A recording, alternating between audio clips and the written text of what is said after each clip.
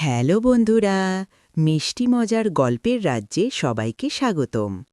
গল্পটা যদি ভালো লাগে তাহলে চ্যানেলটা সাবস্ক্রাইব করে পাশে থাকবে কিন্তু। চলো শুরু করি। তুমি কি কখনো এমন একটি হ্রদ দেখেছ যা রাতে এতটাই অন্ধকার যে একটাও প্রতিচ্ছবি দেখা যায় না? ওটা যেন পৃথিবীর ভেতরের একটি গর্তের মতো ছিল। এক সন্ধ্যায় ঠিক সেখানেই নিজেকে আবিষ্কার করল টিয়া।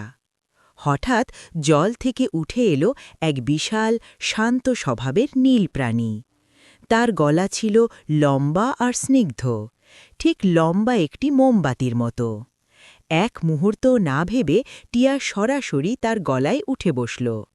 তার বন্ধু রুহান হ্রদের মধ্যে একটি নুড়ি ছুঁড়ে দিল, কিন্তু আশ্চর্যভাবে কোনো শব্দ হল না, একটুও ছাপাক শব্দ শোনা গেল না। ঠিক তখনই লিলি নামের এক ছোট্ট পরী হাজির হল। হাসিখুশি কণ্ঠে খিলখিল করে হাসতে হাসতে সে পানির ওপর ঝিলিমিলি গুঁড়ো ছড়িয়ে দিল। গুঁড়োগুলো ডুবে গেল না, বরং সেগুলো ভেসে রইল আর জাদুর মতো তৈরি করল একটি ছোট ঝকঝকে সেতু। যে প্রাণীটিকে তারা ডাকত নো মিরর, সে সেতুর উপর পা রাখল।